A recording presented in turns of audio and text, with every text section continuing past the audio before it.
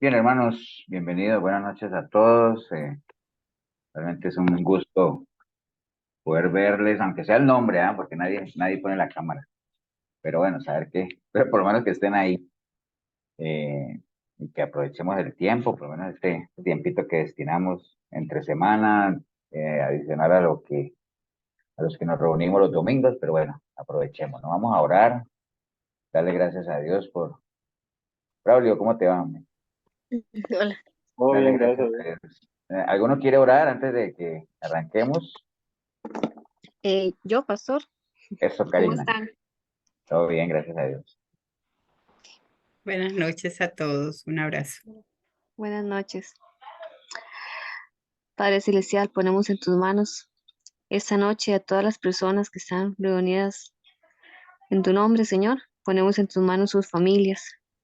Abre nuestra mente, Señor, para poder entender las enseñanzas que vamos a recibir hoy y también, Señor, transmitir a las personas que amamos. Pedimos especialmente por aquellas personas que tienen quebranto de salud o por aquellas familias, Señor, que están pasando por alguna situación en especial. Te pedimos, Señor, también por la paz del mundo y te pedimos que nos ayudes, Señor, a seguir adelante a pesar de las dificultades que se nos muestren, sabiendo, Señor, que confiando en ti podemos tener paz en medio de las tormentas. Gracias, Señor, por todas las bendiciones que nos das. En nombre de tu Hijo Jesús. Amén. Amén. Amén. Amén. Amén. Muchas gracias, Karina. Bien, vamos a arrancar, vamos a seguir con los temas que traemos, ¿no? Eh, bueno, hace 8 días estuvimos viendo, ¿se acuerdan lo que vimos hace 8 días?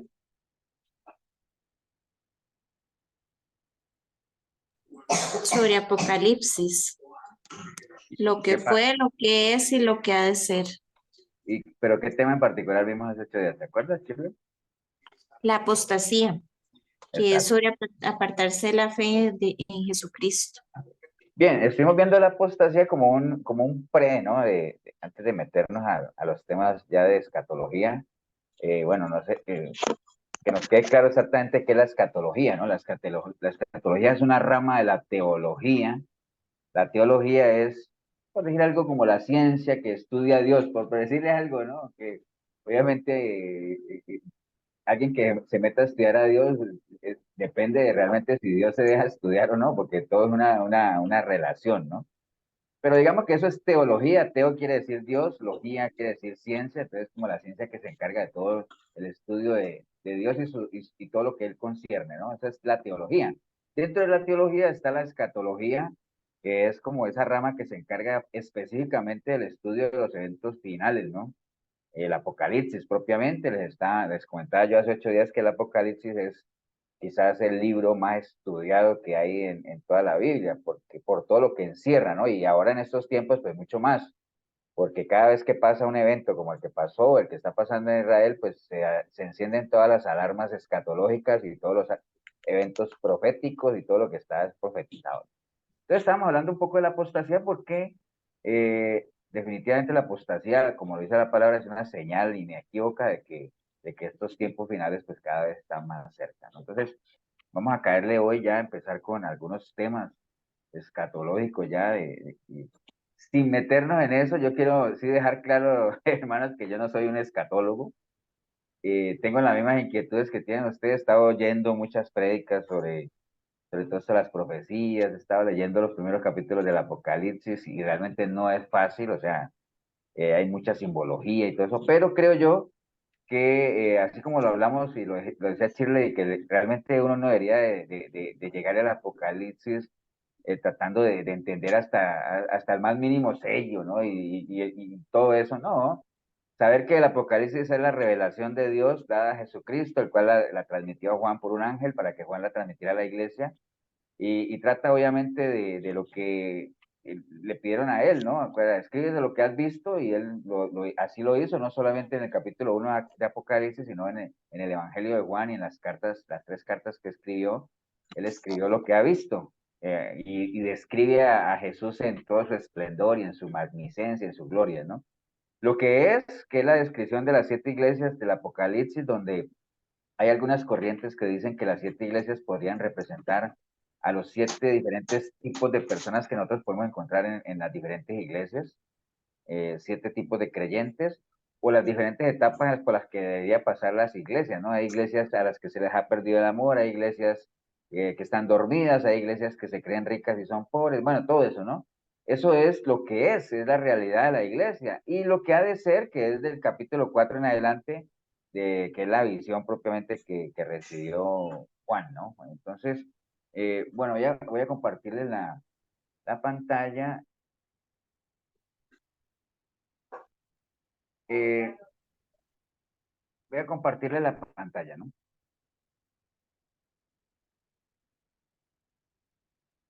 Bueno, entonces, usted me avisa si la ven. Sí, señor. Bueno, en la primera, Epa. la primera vez les mostré como una lista de temas. Yo he ido metiendo temas aquí y de seguro que a medida que vayamos avanzando van a ir saliendo más temas y todo eso. No, no se trata obviamente de que nos metamos casi que a devorar todo. Lo importante es que cada uno de estos temas por lo menos sepamos el concepto muy generalizado y entendamos, ¿no? Algunos conceptos generales de escatología, por ejemplo, ¿qué diferencia hay entre el rapto y el arrebatamiento? Tengan muy presentes estas preguntas porque al final las vamos a retomar a ver si las podemos contestar otra vez, ¿no? ¿Qué diferencia hay entre el rapto y el arrebatamiento? ¿Cuántas veces aparece en la Biblia la palabra arrebatamiento como tal? Si el rapto es lo mismo que la segunda venida del Señor. Esas son preguntas que uno debería hacerse. ¿Quiénes tienen participación en ese arrebatamiento? ¿Cómo será el cuerpo con el cual resucitarán los muertos? ¿Y cómo será el cuerpo transformado que recibirán los que estemos vivos o los que estén vivos, ¿no? Porque yo creo realmente que falta que ocurran todavía varias cosas para que el Señor venga. ¿Quiénes son las personas que no serán arrebatadas ni resucitadas? Si después del rapto habrá posibilidades de que los que se queden se salven. Y comentar un poco sobre el trigo y la cizaña, porque son, digamos que son parábolas, o son historias que están muy relacionadas con esto de los tiempos finales. En algún momento tenemos que hablar del día del Señor, que se menciona muchísimo también, cuando el día del Señor vendrá y vendrá como ladrón en la noche. Entonces la gente cree que el día del Señor es un día de alegría, pero la Biblia lo muestra como un día de dolor, ¿no? Y todo eso.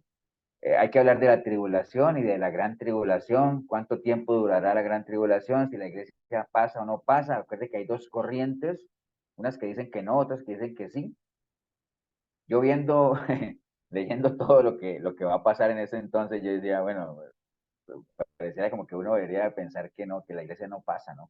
Pero hay que prepararse como si pasáramos para estar doblemente preparados, ¿no? Bueno, hay un momento en que tenemos que hablar del anticristo, cuáles son las características que encontramos en la palabra sobre el anticristo. La Biblia habla de la batalla de Armagedón, la Biblia habla de la segunda venida de Cristo, también habla del falso profeta, se habla del tribunal de Cristo, habla de la boda del Cordero, habla de las ovejas y cabritos, que también son eventos o son historias que tienen que ver con el fin de los tiempos. Habla de un reino milenial, el juicio del gran trono blanco, y al final del Apocalipsis, por el capítulo 21 y 22, comienza a hablar ya de los cielos nuevos, la tierra nueva, la nueva Jerusalén.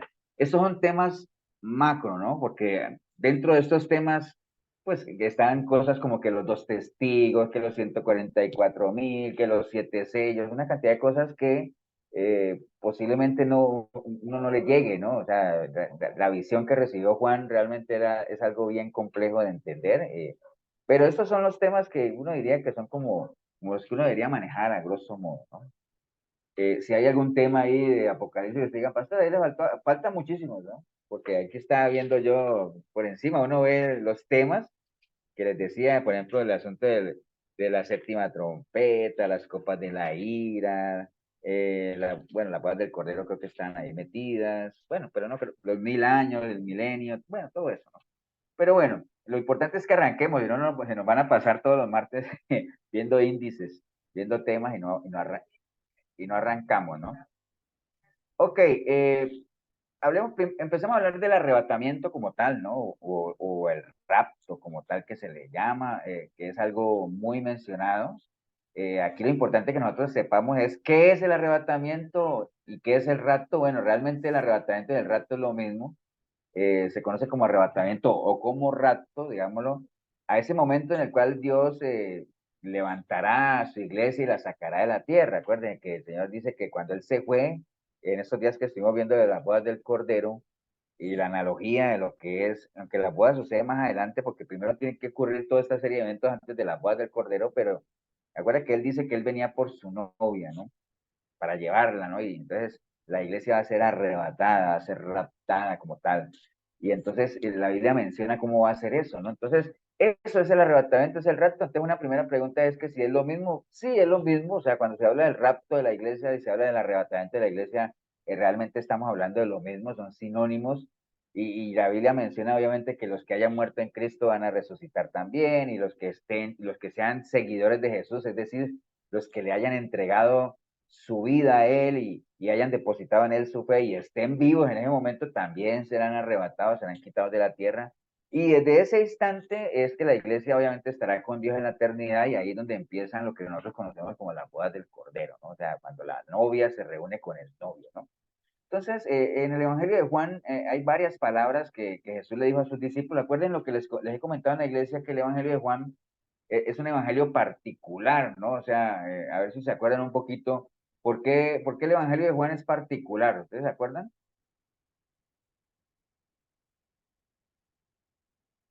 ¿O qué tiene de particular el Evangelio de Juan?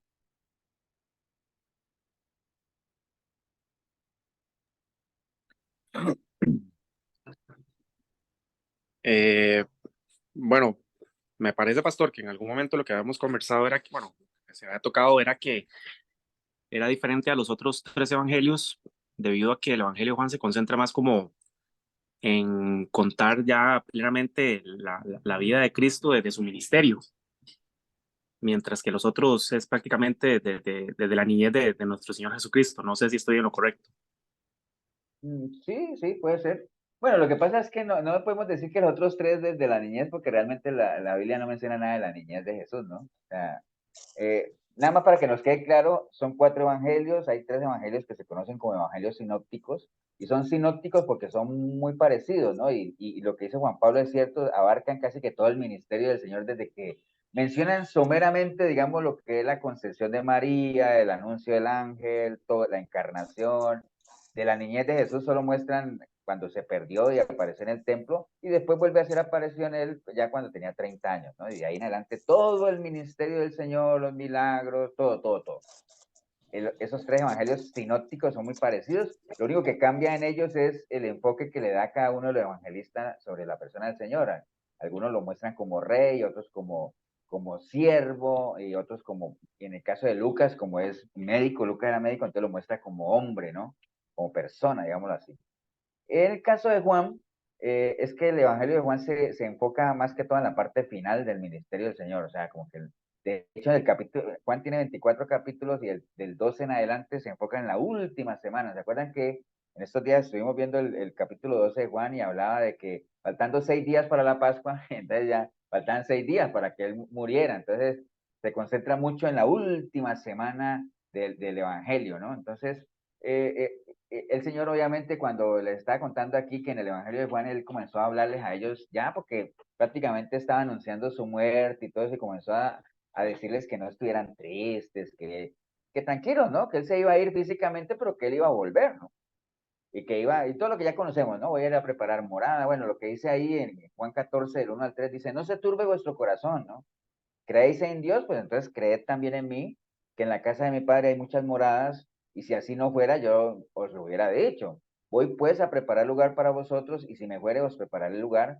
Vendré otra vez y os tomaré a mí mismo, para que donde yo estoy, vosotros también estéis, ¿no? Eso es lo que él les está diciendo a ellos, dándole como ese parte de tranquilidad como tal, ¿no? Entonces, el Señor obviamente no está hablando ahí de que iba a morir y iba a resucitar, no, él está hablando ya de su segunda venida, ¿no? O sea, de su regreso como tal. Ya nosotros sabemos que el Señor cuando venga ya no va a venir ni a llevar palos. Yo les contaba a ustedes que a uno le decían que uno tenía que verse en un pordiosero, en un mendigo en la calle, que ayudarlo, porque podría ser el Señor que ya vino otra vez. El Señor no va a venir como mendigo ni como nada, Él va a venir como rey, ¿no? Y con voz de mando y con voz de trueno. Eso lo dice la palabra, ¿no? Entonces, el Señor prometió, va a venir por su iglesia, la va a sacar de la tierra, a todos los que lo hayan recibido a Él, estén vivos, estén muertos. Eso lo dejó bien claro, ¿no? Y y obviamente va a venir a buscar a los suyos, ¿no? Y hay varias referencias, no solamente esas que hablan del rapto o el arrebatamiento como tal. Entonces, una pregunta que decía ya es, ¿cuántas veces aparece la palabra arrebatamiento en la Biblia? ¿Cuántas veces creen ustedes? Se aceptan bateos. Así, literal, arrebatamiento como tal. Yo creo que ninguna. Ya buscaron, Ninguna. no aparece realmente la palabra arrebatamiento como tal. Es arrebatar. Pero el hecho de que no aparezca no quiere decir que no se dé, ¿no? De hecho, hay algunos pasajes que así lo mencionan. Por ejemplo, primera de Tesalonicenses 4:16 dice, porque el Señor mismo con voz de mando y con voz de arcángel y con trompeta de Dios descenderá del cielo y los muertos en Cristo resucitarán primero. Luego nosotros, los que vivimos, los que hayamos quedado, seremos arrebatados. Pero ahí dice arrebatado, pero no dice arrebatamiento, pues está bien. Juntamente con ellos en las nubes para recibir al Señor en el aire y así estaremos siempre con él. Entonces, la Biblia lo menciona, no solamente en Tesalonicenses, lo menciona con Juan, básicamente. Y lo que está escribiendo Pablo ahí a la iglesia de Tesalónica, básicamente lo que le está diciendo era dándoles como esa voz de ánimo y todo ese asunto de que no se preocupen, tranquilos, que el Señor va a regresar y todo lo que ya sabemos, ¿no? Surgían dudas, obviamente, y a veces son dudas que siguen surgiendo ahorita de qué pasa con los que ya murieron. Probablemente nosotros estemos en ese grupo, ¿no? De los que ya hayamos muerto, ¿no? Ahí lo importante no es si estemos vivos o nos hemos muerto, sino que si hemos muerto, que hayamos muerto con el Señor, y si estamos vivos, que nos mantengamos firmes en la fe. Eso es lo más importante, ¿no? Entonces, la iglesia obviamente tenía la seguridad de que el Señor venía, o sea, el Señor no les había mentido para nada, siempre habló con verdad, con sinceridad, dijo que iba a resucitar y resucitó, entonces dijo que va a volver y efectivamente la iglesia está convencida, plenamente segura de que el Señor va a volver, ¿no? O sea, eso es una realidad, ¿no? Mateo 24:30 dice, entonces aparecerá la señal del Hijo del Hombre en el cielo y entonces lamentarán todas las tribus de la tierra y verán al Hijo del Hombre viniendo sobre las nubes del cielo con poder y gran gloria. Y enviará a sus ángeles con gran voz de trompeta y juntarán a sus escogidos de los cuatro vientos desde un extremo del cielo hasta el otro, ¿no? Entonces, el capítulo 24 de Mateo es un capítulo casi que dedicado a todo esto de las señales. Creo que hace 8 días lo vimos, o un martes de eso, de las diferentes señales que el Señor decía. Recuerda que él decía que no se alarmen si oyen rumores de guerra y todo eso, porque esas son cosas que van a pasar, pero ese todavía no es el fin, porque ese es principio de dolores y que es necesario que viniera la apostasía y bueno, todo lo que ustedes saben que habla obviamente Mateo 24. Lo importante ahí cuando el Señor daba todas esas explicaciones era exhortar a la gente como siempre, ¿no? A que se preparen para el momento, o sea, a que se preparen.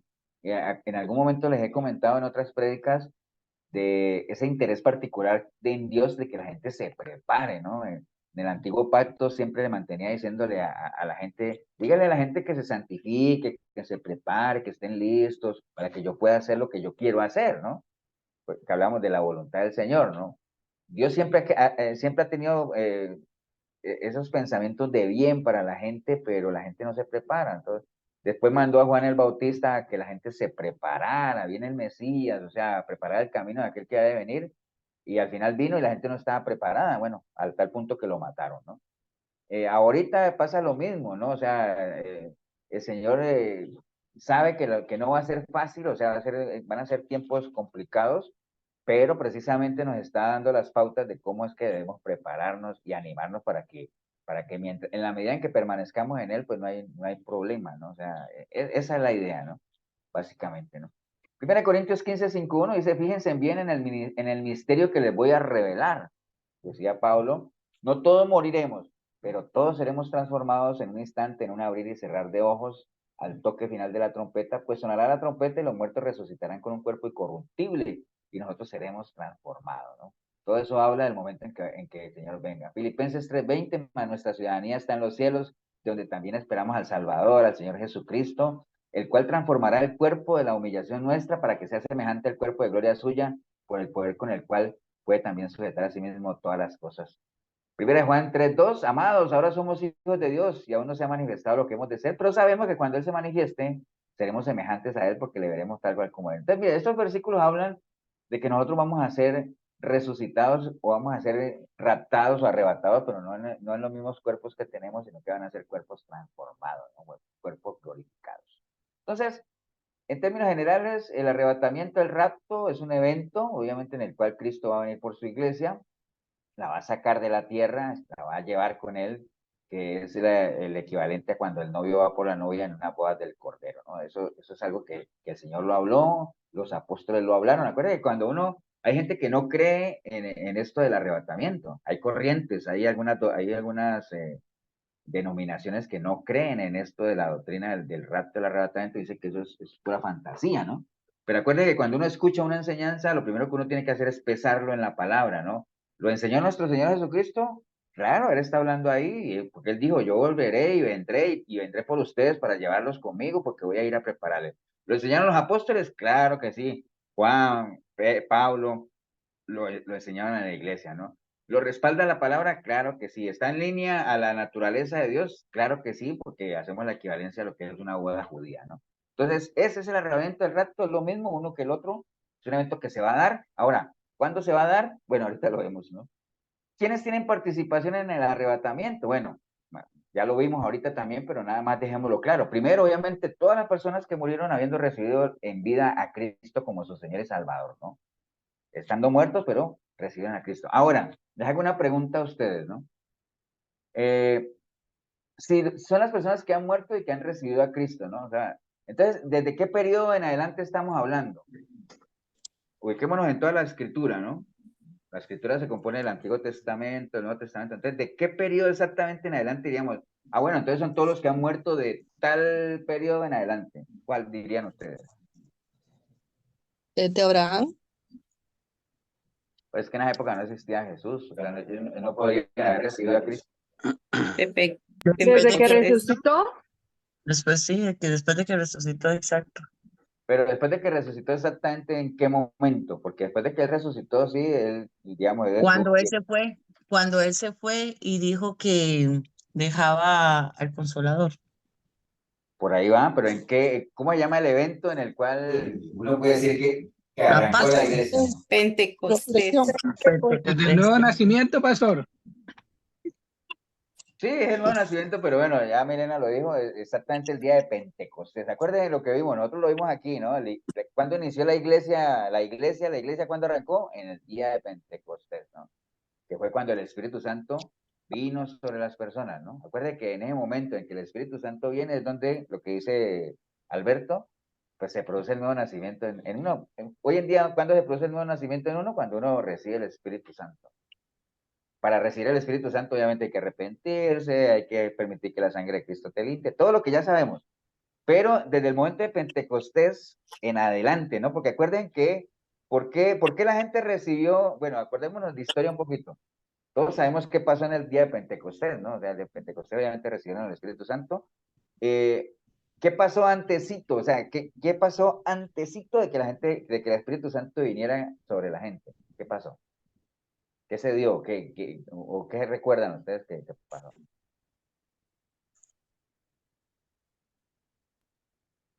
Y que hubo como un viento recio. Sí, digamos que eso es... Lo de las lenguas, pastor. Lo de Esteban. No. Bueno, todo eso de las lenguas, bueno, es que lo de Esteban fue después. Pero yo digo, y de los puedo es que si les doy el ejemplo ya, pero les voy a poner el ejemplo. ¿Qué sucede, digámoslo, cuando una persona hoy en día en una iglesia decide entregarle su vida al Señor? ¿Qué tiene que haberse dado antes de que esa persona tome esa decisión? Por lo Un general, ¿no? arrepentimiento. Sí, pero para que esa persona se arrepienta, ¿qué tuvo que haberse dado, digamos así? Es que es tan fácil la respuesta que ahora que les diga, van a decir, ah, pues claro, pastor, lógico, obvio. Acuérdense, Creer en el Señor. por eso, y para que la gente crea que se tiene que dar. El ¿Cómo nuevo creerán? nacimiento. ¿Cómo creerán? Ah. Si nadie, no hay quien nos explique. Eso, y entonces antes de Pentecostés, ¿qué se dio? El evangelismo. El evangelio. Sí, pero ¿quién lo dio? Entonces, ¿quién lo dio? Las prédicas de los apóstoles. ¿Pero cuál apóstol? Juan el Bautista. ¿No? Pedro. Pedro, acuérdense que Pedro fue el primero que predicó y entonces cuando Pedro dio su 3.000 y 5.000. discurso se convirtieron toda esa gente y entonces vino el Espíritu Santo como le... Acuérdense, eso es básico, ¿ah? O sea, Sí, estamos hablando, Es es que no básico. Bueno, yo no Sí, entendí sí. la pregunta. por eso les decía ahorita, para que una persona se convierta, ¿qué tiene que haber? Tiene que escuchar la palabra, porque, o sea, nadie va a estar ahí parado y decir, ah, sí, mira, no, generalmente la gente tiene que escuchar, la fe viene por el oír, ¿no? Entonces tiene Sí, que, o sea, Pedro fue el que les predicó y se dio lo de Pentecostés. ¿Por qué? ¿Y qué fue lo que les predicó Pedro? el Evangelio Y el Evangelio se trata sobre un Cristo, ¿qué? resucitado. Resucitado. Entonces la gente tuvo que haber creído en Cristo, recibieron a Cristo, que por eso acuérdense que en ese momento fueron los... ¿Quiénes recibieron a Cristo en ese momento? ¿Los judíos o los gentiles? Los gentiles, No, ¿no? los judíos. Los Fueron judíos. porque los gentiles aparecieron cuando apareció Pablo. Pablo todavía no estaba ahí en el Sena, ¿no? O sea, ahí están los apóstoles, los originales, ¿no? Estaban ahí, acuérdense, ¿no? La iglesia primitiva, la primera iglesia se componía solo por judíos, nada más, y estaba en Jerusalén, nada más. Ya después cuando vino, ¿me acuerdan que recibió Pedro la visión y que lo mandó a llamar Cornelio y entonces fue como el primer preaviso de que la gracia de Dios no era solo para los judíos, sino que también, porque ellos decían, uy, pero los gentiles, ellos están contaminados. Y yo, no llames inmundo lo que ya Dios ha santificado. Y entonces ya después apareció Pablo y se regó el evangelio a los gentiles. Recuerde, un vistazo nada más de la iglesia. Entonces, la gente que ha muerto, ¿desde cuándo? Desde Pentecostés en adelante, porque de ahí fue que comenzó a predicársele sobre un Cristo resucitado, ¿no? Cristo pastor, crucificado y resucitado. Sí, señor. te voy a hacer una pregunta. No sé, bueno, no sé, estoy un poco confundido ahí, porque, bueno, esto pasó cuando Pedro predicó por primera vez, que fue la venida del Espíritu Santo, pero en el que muere la parte de Jesucristo en la cruz, que el Señor le dice que hoy mismo estarás en el, bueno, te digo hoy mismo estarás en el paraíso conmigo. Sí, sí, pero acuérdate, bueno, es que ese caso, si nosotros nos podemos analizar al ladrón en la cruz, es un caso totalmente, digamos, como particular, ¿no? O sea, es una persona que estaba en el momento indicado, con la persona indicada y a la hora indicada, ¿no? Que yo creo que ninguna persona en la Biblia podría decir que estuvo en el momento indicado con la persona indicada y a la hora indicada y que se le presentó la oportunidad y la aprovechó, ¿no? Pero digamos que aparte de eso, eh, si lo vemos como recibir al Espíritu Santo como tal, nacer de nuevo, escuchar el Evangelio como tal, pues sí, esa persona se salvó porque estuvo ahí con el Señor y el Señor le dijo que sí, que hoy mismo estarás conmigo en el paraíso. Pero la Biblia no menciona, digamos, otro caso igual, ¿no? O sea, otro caso de personas que directamente le han dicho al Señor, Señor, acuérdate de mí, ¿no? Cuando estés allá, porque ni siquiera los mismos apóstoles cuando le decía a la mamá, Señor, es que ahorita que tú estés allá, que mi hijo mayor esté aquí a la derecha y mi otro, y el Señor, no, eso no, a mí no me toca eso, acuérdate, y estamos hablando de esos apóstoles, ¿no? Pero ese caso en particular, Anthony, sí, pues es un caso muy especial y que se dio de una persona en el momento justo y a la hora justa y con la persona justa, ¿no? Pero ya de ahí en adelante, en general, la iglesia como tal, porque acuérdate que el Señor, porque el Señor no dice que cuando Él diga, no, es que yo voy a venir por uno de allá, no, Él viene por su iglesia, ¿no? Por su iglesia. Y la iglesia como tal, la iglesia como concepto, realmente empieza desde el tiempo de Pentecostés. Ahora ustedes podrán decir, pastor, pero él institucionalizó su iglesia cuando le dijo a Pedro sobre esta piedra edificaré. Sí, ahí la institucionalizó, pero realmente se empezó a formar, tomó forma desde Pentecostés en adelante, que fue cuando el Espíritu Santo vino, que fue lo que él mandó, ¿no? Pero sí, es válida la pregunta de Anthony, ese caso del ladrón es un en estos días me preguntaba alguien a mí sobre el bautismo, que es que la gente decía que si no se bautizaba en aguas, no se salvaba. Digo, bueno, y entonces el ladrón no se bautizó. Ah, bueno, sí, es que, ¿me entiendes? Entonces, es un caso tan particular que te sirve para tantas cosas, inclusive para aquella discusión de que si uno muere, uno va directo a la presencia del Señor o vamos a dormir o que no sé qué. Entonces, este mismo pasaje lo deja uno patinando, ¿no? Es decir, qué raro, ¿no? Porque el Señor le dijo, hoy mismo estarás conmigo en el paraíso. Entonces, ¿será que uno muere e inmediatamente a la presencia del Señor? No, porque la Biblia también habla de que hay algunos que están durmiendo esperando lo que estamos hablando, ¿no? Esperando que venga el Señor y para que sean resucitados juntamente con Él en cuerpo glorificado. Entonces, Pastor, sí, Señor. verás que yo tengo una idea sobre eso, sobre ese tema. Digamos que Ajá. ese tema es el que habla de hoy mismo. Ese tema es solo de Dios. Él sabrá cuándo, si es mañana o si es hoy mismo. Es que digamos que Pero son yo pasajes, tengo, yo tengo son, una idea, ajá. por ejemplo, las personas, ese ladrón que estaba a la par de Jesús, si resucita o lo revive hoy en el paraíso, hoy, en el momento en el que estamos ahorita nosotros, para él fue hoy mismo que murió, si ahorita está dormido, Es ¿me que entiendes? O sea, ese es el tema, Braulio, de que, digamos, no hay diferencia, para por ejemplo, nosotros no hay diferencia. Pablo dice, ausente en el cuerpo, presente en el Señor, dice él, ¿no? Ujú. En algún pasaje. El Señor le dijo al ladrón, hoy mismo estarás conmigo en el paraíso, pero el resto de la literatura lo que habla es que las personas mueren y van a un lugar de reposo, ¿no?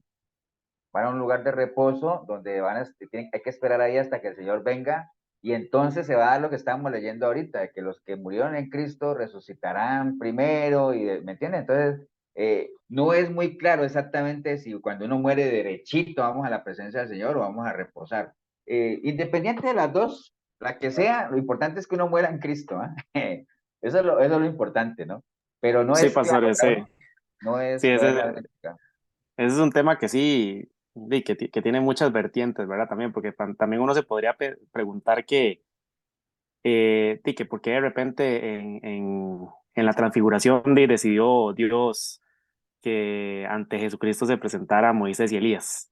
Entonces, si estaban descansando o estaban realmente ya activos en la presencia del Señor, o sea, no sé, tiene muchas, o sea, ahí se aplica particularmente lo que Ahora, dice Deuteronomio 29-29, ¿verdad? De que las ahora, cosas ocultas son para Dios. esto que dice Juan Pablo, y botemos neuronas un ratito nosotros aquí.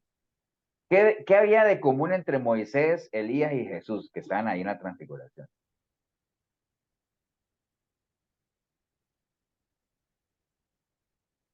La unión con Dios.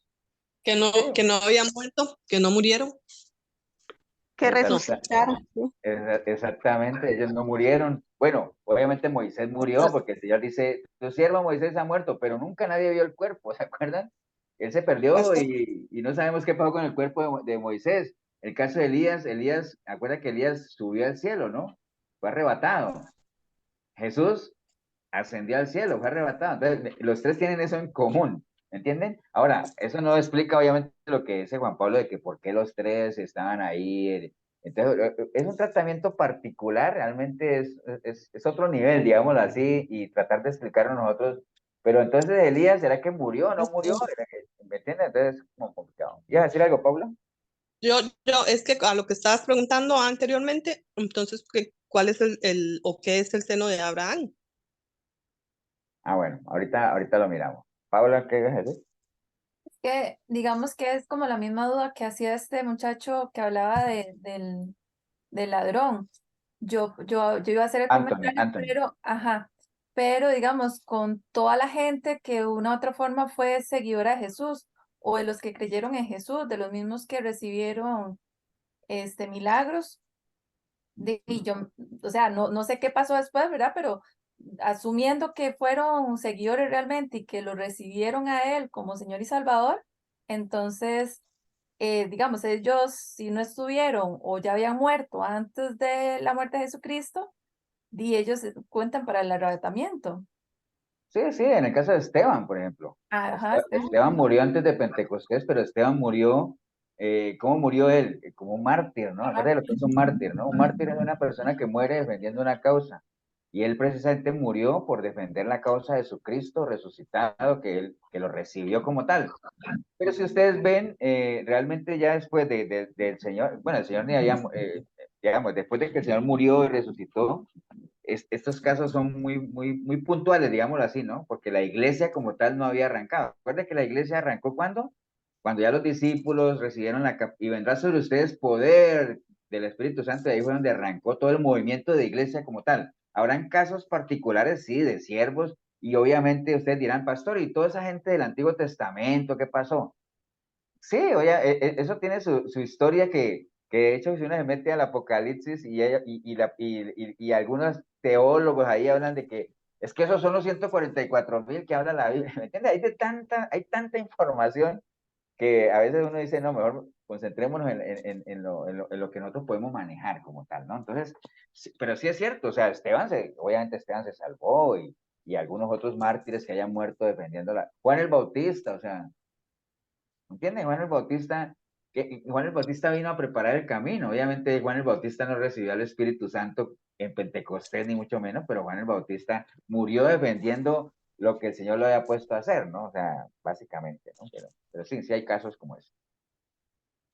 Ok, sigamos entonces, porque no vamos a salir de la primera diapositiva. Entonces, ¿quiénes son los que tienen participación en el arrebatamiento? Bueno, ya sabemos primero los que murieron, habiendo recibido en vida a Cristo como su Señor y Salvador, que habla en primera de Tesalonicenses 4:13. Dice, tampoco queremos, hermanos, que ignoréis acerca de los que duermen, ¿no? Bueno, perdón, a mí se me olvidó contestar algo que decía Mari, de que era el seno de Abraham. El seno de Abraham, digamos, cuando usted busca en el diccionario, un diccionario bíblico, lo que es, por ejemplo, el Hades, ¿cuál es la otra pregunta? ¿Cuál era la otra palabra? No me acuerdo el Seol, todo ese asunto. Algunos traducen como infierno, pero hay un lugar, el Seol y el seno de Abraham y todo eso, lo que se mencionan son como lugares donde las personas que mueren van a reposar, a descansar, a esperar este periodo, digámoslo, de lo que estamos hablando aquí. Por eso me acordé aquí de que no ignoremos acerca de los que duermen, ¿no? O sea, los que ya están muertos, los que están ahí, para que no se entristezcáis como a los otros que no tienen esperanza, porque si creemos que Jesús murió y resucitó, así también traerá Dios con Jesús a los que durmieron en él. Por lo cual os decimos esto en palabra del Señor, que nosotros que vivimos, que habremos quedado hasta la venida del Señor, no precederemos a los que ya durmieron, porque el Señor mismo, con voz de mando, con voz de arcángel, con trompeta de Dios, descenderá del cielo de los muertos. Entonces, Mari, cuando hablas del seno de Abraham, que se menciona ahí en la historia del rico y Lázaro, que el rico lo describen que está en el infierno allá, mientras que el mendigo está acá en el seno de Abraham, en un lugar de reposo con el padre Abraham. Pero esa historia, que también existe la discusión de que si es una historia real o que si es una parábola. Yo, en lo personal, creo que es una parábola que ilustra realmente lo que es el sufrimiento que hay en un lugar y lo que es el reposo que hay en el otro. Y lo que quiere ilustrar también eso es que sobre todo la parte donde el rico le dice, manda ya que le avisen a la gente que sí, que esto es real, y que Abraham le dice, pero si ellos tienen quien les hable allá, o sea, que atiendan a los profetas, o sea, que le crean a ellos, ¿no? Entonces, eso es como para ilustrar toda esa parte. Pero el seno de Abraham es ese lugar donde los que han muerto reposan ahí, obviamente, esperando la venida del Señor.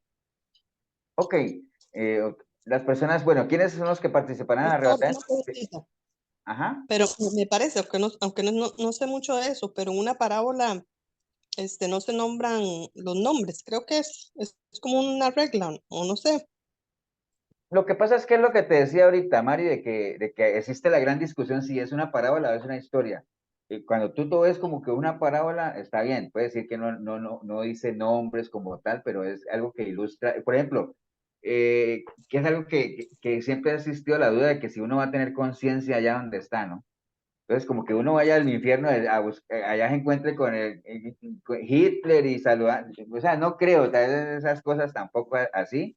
Yo creo que ambos van a ser lugares, sí va a tener uno esa posibilidad de sentir como tal, porque es un lugar de sufrimiento, y así lo menciona la Biblia.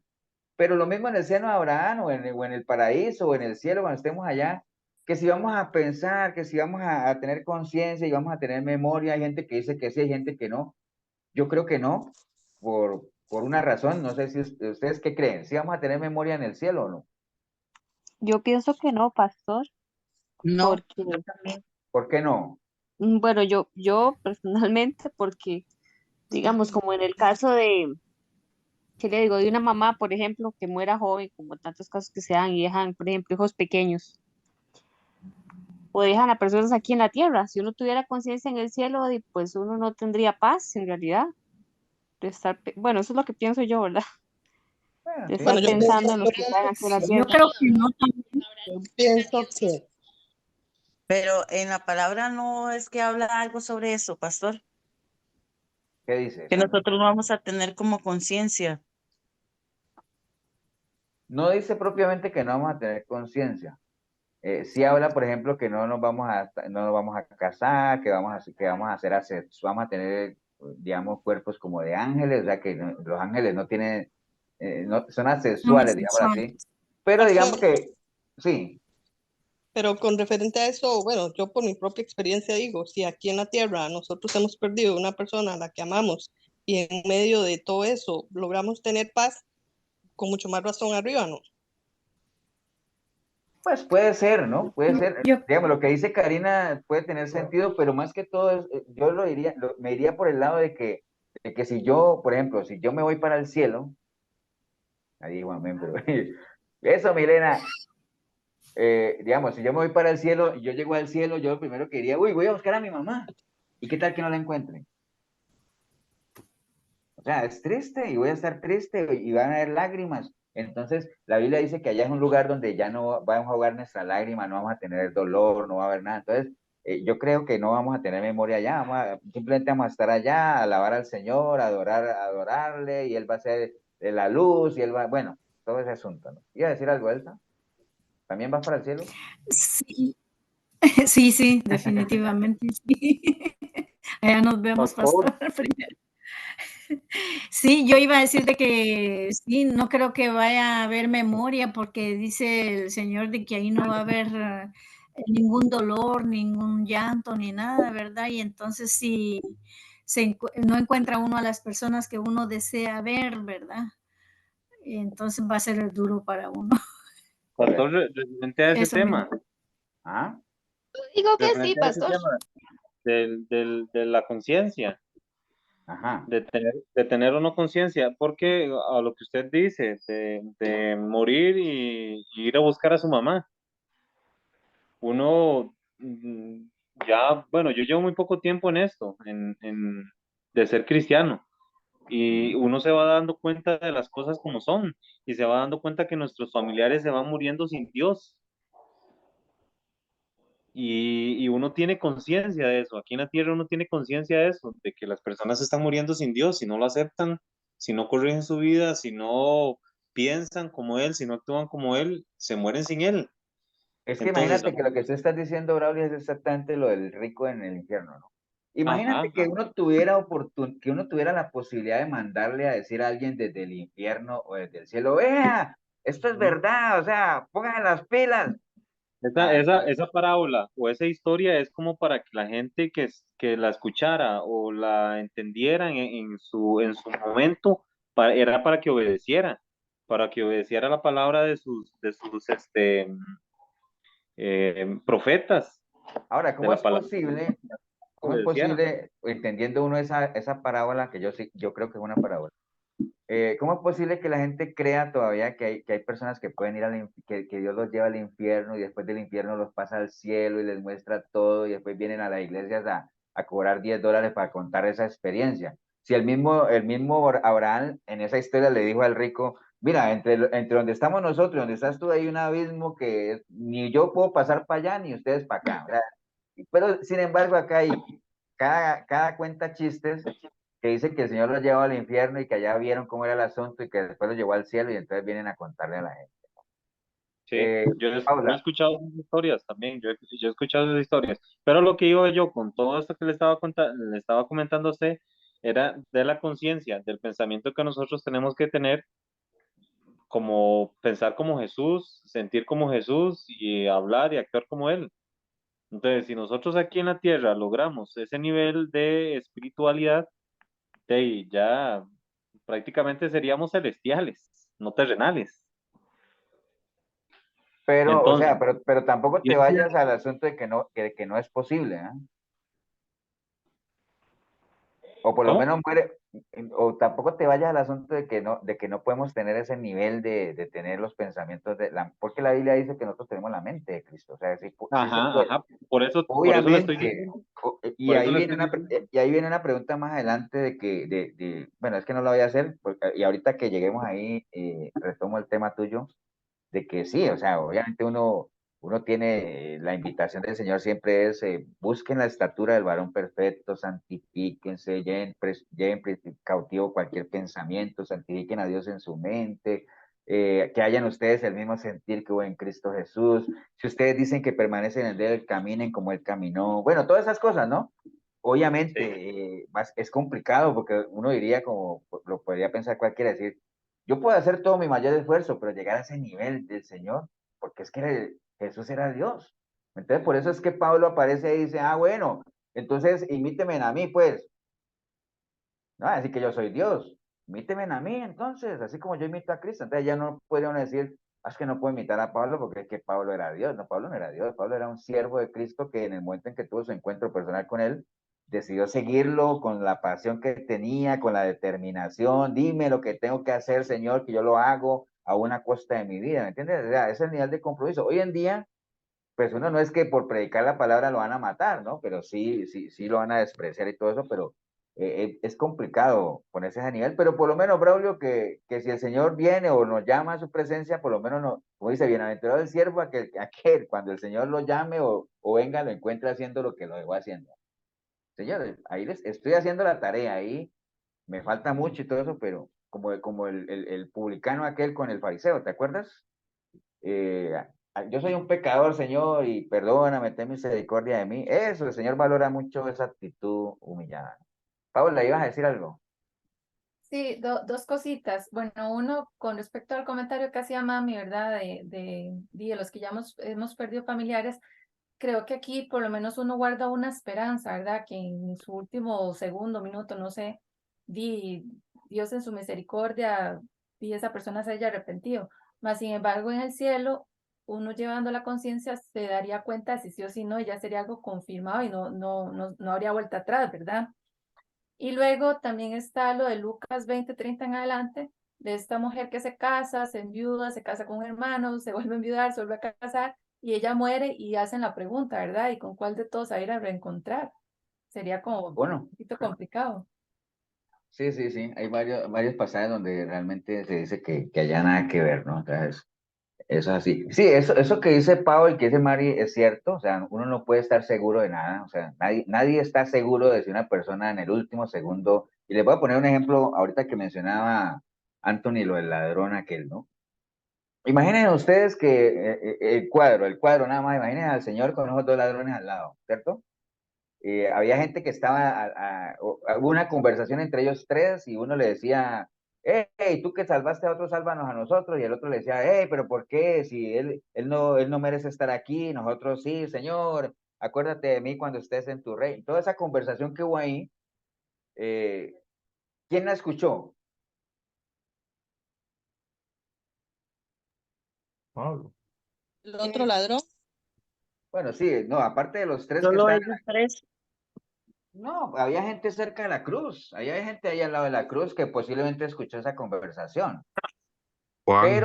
Pero por ejemplo, y entonces, si usted estaba cerca de la cruz y usted escuchó la conversación, usted dice, mira, esos dos ladrones, uno le pidió perdón al Señor y uno se fue con él al paraíso porque escuchó, ¿no? El que estaba cerca de la cruz. Ahora, si nos vamos a la gente que estaba viendo de lejos el Calvario, de lejos viendo al Señor con él, dice, oye, mira, el Señor no merecía ese castigo y esos otros dos ladrones se perdieron. Ahora, los que estaban lejos no saben cuál fue la conversación que tuvo el Señor con esos ladrones a última hora, no lo saben porque ellos no la escucharon. Pero ellos se van por la vista y dicen, no, esos se perdieron, no eran ladrones, eran malandros. Pero los que estaban cerca de la cruz, que sí escucharon la conversación, dice, mira, uno de ellos se salvó porque se arrepintió. ¿Me entiendes? Entonces, nadie ha estado lo suficientemente cerca de una persona moribunda como para saber cuál fue la última conversación de esa persona con el Señor. No sabemos. Uno lo que anhela en su corazón, sobre todo si es un ser querido, es que esperemos que en el último hálito de vida esa persona haya aprovechado su oportunidad o que Dios haya tenido misericordia. Dios es soberano, ¿no? Pero bueno, eso no lo sabríamos nosotros y lo que uno anhela en su corazón es que se hayan arrepentido, pero bueno, solo Dios lo sabe. ¿Quiere decir algo, Cecilia o Alberto? Lisa es, pastor, quiere darle Ah, un aporte. ok. Buenas noches, pastor. ¿Cómo estás, Con Elisa? Muy bien, pastor, usted. Gracias. Oye. Con referente a la pregunta que hacía usted sobre que si hay conciencia en ese lugar, yo pienso que sí, porque uno tiene que dar cuentas en ese momento de lo bueno y de lo malo en el juicio final. Pero es que eso no es allá, No es Elizabeth. allá. No. Ok. O sea, la persona muere y Ajá. que eso es algo que lo vamos a ver también, ¿no? Porque acuérdate que ahí está el tribunal de Cristo y está el tribunal del trono blanco, son dos cosas diferentes, ¿no? Dice que uno, el que muere, obviamente comparece ante el tribunal de Cristo para que responda por lo que hizo, si estaba bueno o estaba mal, pero eso es antes, eso es parte del juicio. Acuérdate que un ladrón, pongamos el ejemplo natural, una persona que comete un delito, antes de que lo manden definitivamente a la cárcel o a la calle libre, primero tiene que ir a un juicio, ¿no? Tiene que ir pero ese no es el lugar donde va a permanecer la persona. Entonces, ya cuando uno llegue allá es donde vas a ver si tiene o no tiene conciencia, digámoslo así. Todo apunta que no, o sea, yo creo que no, por todo lo que hemos hablado, eh, porque realmente no tiene sentido que uno esté allá ni recordándose lo que era, ni recordando a su gente, ni estando pendiente a ver en qué momento. Eso es como cuando uno está en una parada de bus esperando a alguien y llega un bus y llegó, no, y entonces esperemos el otro bus. ¿Me entiendes? Eso sería como un desespero de eso y nosotros no vamos a ir allá a eso. Pero bueno, dejémoslo ahí a ver qué pasa. Ok. Está Muy bien. buena. Gracias. Bueno, entonces, ¿quiénes van a participar en el arrebatamiento? Bueno, los que murieron en Cristo. Y los segundos son los que estén vivos en ese momento y hayan recibido a Cristo. Eso lo tenemos claro, ¿no? O sea, luego nosotros los que vivimos como tal. Los que estén vivos, Primera de Corintios 15:51 dice, he aquí os digo un misterio, no todos dormiremos, pero sí todos seremos transformados en un momento y en un abrir y cerrar de ojos, al final, a la final trompeta, porque se tocará, hay un micrófono abierto para que lo cierren, por favor, porque se tocará la trompeta y los muertos serán resucitados incorruptibles y nosotros seremos transformados, porque es necesario que esto corruptible. Ahora, hay una pregunta que quería traer ahorita, no sé si lo comentó Anthony, que ya lo vimos, ¿no? O sea, el arrebatamiento es algo que se va a dar, Cristo viene por su iglesia y se parten dos personas, los que han muerto antes recibieron a Cristo resucitarán primero, después los que estén vivos también, pero ambos, los que hayan muerto y los que estén vivos, no va a ser con el mismo cuerpo, tienen que ser con cuerpos que transformados, cuerpos glorificados. Ahora, ¿por qué creen ustedes que los cuerpos tienen que ser glorificados? ¿Por qué? O transformados. Hermano, porque la palabra de Dios dice que cuerpo ni sangre sube al cielo. Eso, Magdalena. Yo dije, ahora me va a quedar aquí unos 10 minutos, Magdalena, no me haces tomar ni agua, Magdalena, por favor.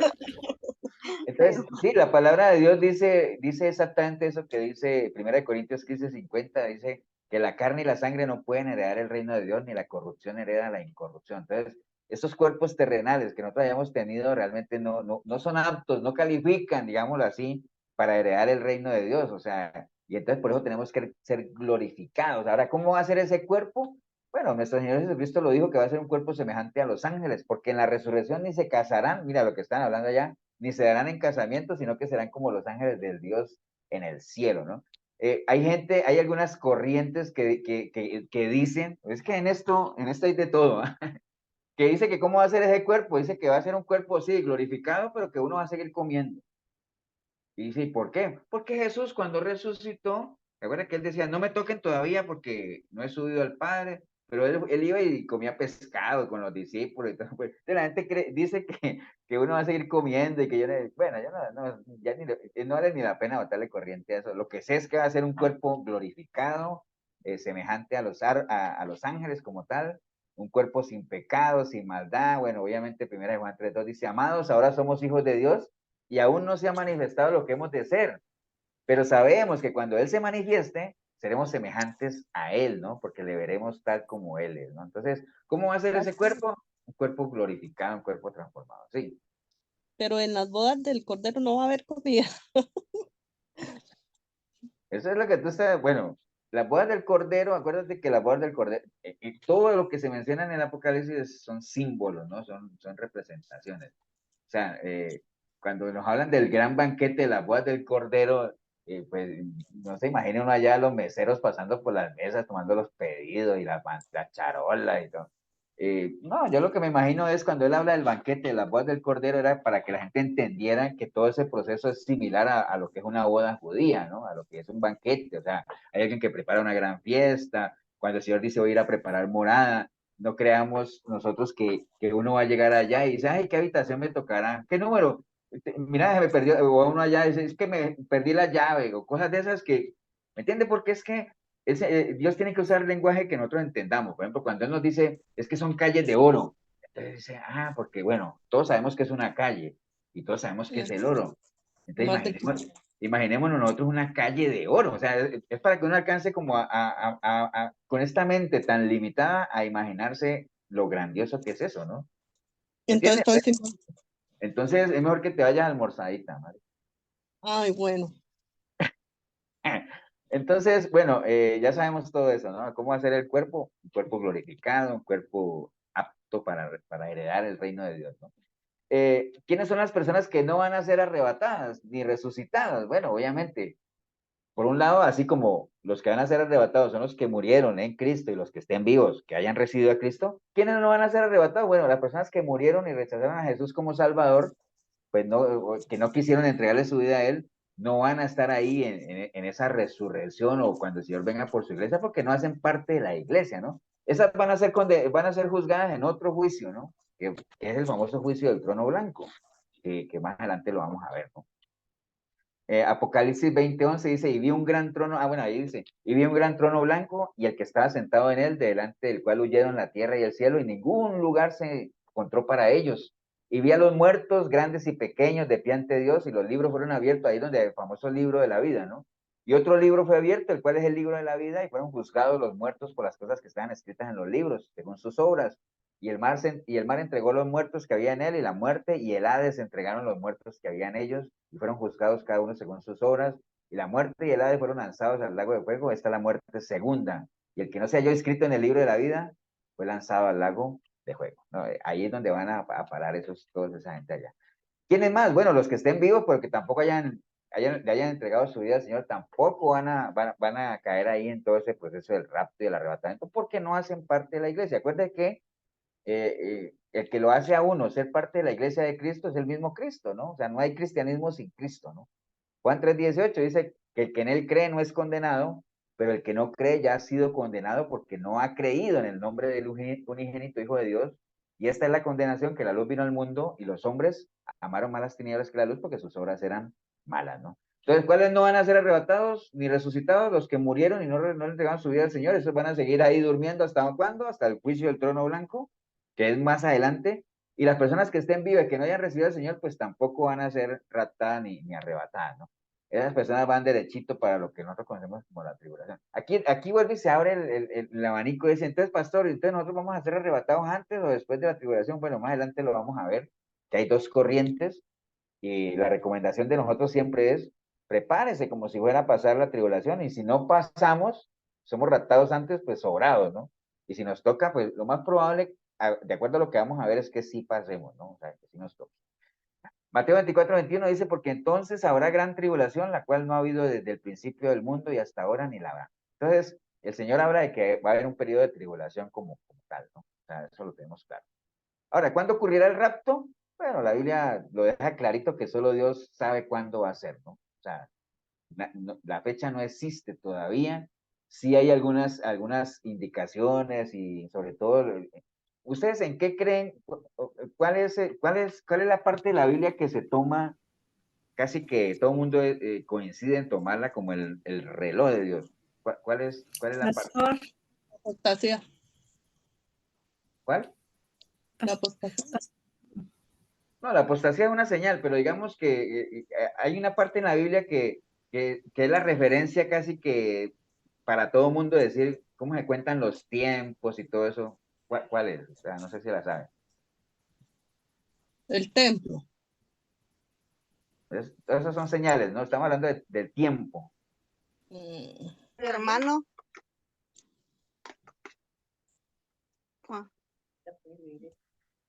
Pastor, ¿puedo regresar a Mateo 24:21? Mateo 24:21, ¿qué dice Mateo 24:21? ¿Sí? donde acaba de leer usted, perdón que regrese, pero dice porque de la gran tribulación, donde una gran tribulación, dice, de cual no la ha habido desde el principio del mundo. ¿Y eso qué es? Sí, sí, pero ¿qué es? Y que no la habrá.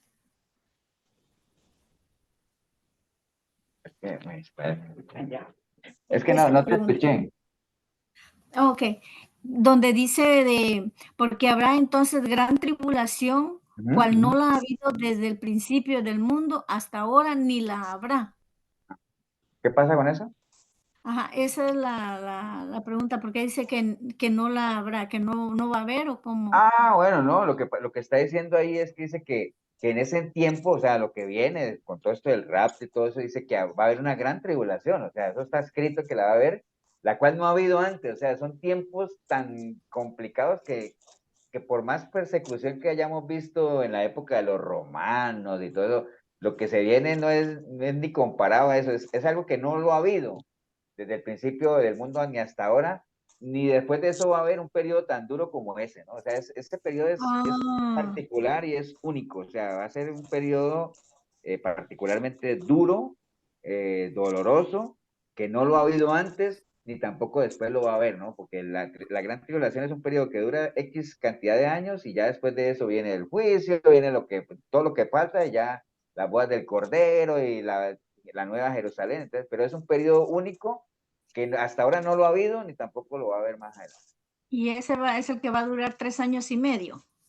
Ese es el que va a durar 3 años y medio. Ok, gracias. Ok, bueno, entonces, ¿cuándo ocurrirá el rapto? Bueno, la realidad es que la Biblia dice que solo Dios lo sabe, ¿no? Realmente, y eso lo tenemos claro, ni los ángeles, nadie, ni el Hijo, nadie sabe, eso solo Dios es el que sabe cuándo va a ocurrir el rapto. Lo que sí, bueno, yo les estaba diciendo a ustedes, sí, de que ¿cuál es la parte de la Biblia que se toma como referencia para medir los tiempos, digámoslo así? Daniel. Sí, la profecía de Daniel, o sea, las 70 semanas de Daniel es lo que generalmente la gente toma, ¿no? Es algo que en algún momento lo tenemos que ver aquí también, porque eso es bien importantísimo. De las 70 semanas de Daniel, se dice que ya 69 semanas se cumplieron, ya hay 69 cumplidas. Falta una semana, que es precisamente ese periodo de 7 años que todo el mundo está a la expectativa de cosas que tienen que suceder para que arranque ese periodo de esos 7 años, ¿no? Y uno de ellos es lo que mencionaba Mari de la construcción del templo, el pacto de paz de Israel con los enemigos, bueno, tantas cosas, porque todo esto que estamos viendo, la apostasía, de los rumores de guerra, todo eso son cosas que está bien, se van a dar y es principio de dolores, como decía el Señor, pero realmente hay otros eventos que tienen que ocurrir, que son los que realmente empiezan a marcar el inicio de ese periodo de los 7 años. Pero sí, las 70 semanas de Daniel es algo que hay que tener presente ahí. Bien, hay que entender, hermanos, que, bueno, hay cosas, como les decía, de que se nos van a quedar ahí en el aire, hay pasajes que son grises, que son oscuros, realmente nosotros tenemos una mente finita y Dios no tiene por qué explicarnos todo con lujo de detalles, ¿no? O sea, nos ha dejado la palabra, creo que la información que hay en la palabra es más que suficiente, es lo que necesitamos saber. Déjenme ver quién es el que tiene el micrófono abierto. Mari, tú tienes el micrófono abierto. Acuerden, cuando abran el micrófono, lo cierran, ¿no? Porque me genera ruido ahí, entonces no. Entonces, bueno, ya lo tenemos claro eso. O sea, necesitamos saber nada más, saber que el Señor va a venir por su iglesia. Eso lo tenemos claro. ¿Quiénes son los que son candidatos a ser arrebatados? Ya lo tenemos claro. ¿Cuándo va a ser eso? No lo tenemos claro.